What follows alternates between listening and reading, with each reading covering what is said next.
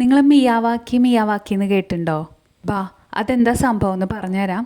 കൂടെ ഞങ്ങൾ അന്ന് വാങ്ങിയ ഫ്രൂട്ട് പ്ലാന്റ്സും കാണിച്ചു തരാം. ഞങ്ങൾ അന്നൊരു 26 തരം തൈകൾ വാങ്ങിയിട്ടുണ്ടായിരുന്നു കേട്ടോ.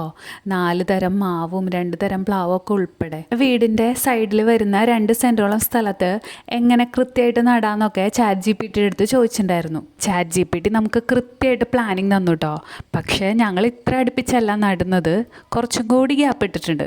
അങ്ങനെ ChatGPT പറഞ്ഞതും നഴ്സറിയിലെ ചേച്ചിമാരും ചേട്ടന്മാരും പറഞ്ഞതൊക്കെ വെച്ചിട്ട് ഞങ്ങൾ കുഴികളൊക്കെ കുത്തിയിട്ടുണ്ടായിരുന്നു. എല്ലാ കുഴിയിലും വേപ്പിൻ പിണ്ണാക്കും എല്ലുപൊടിയും ഉണക്കച്ചാണകവും പച്ചിലയൊക്കെ മിക്സ് ചെയ്തിട്ടു. അങ്ങനെ ഒരു 1.5 ആഴ്ചയായിട്ട് ഈ കുഴികൾ ഇങ്ങനെ കിടക്കുമായിരുന്നു കേട്ടോ.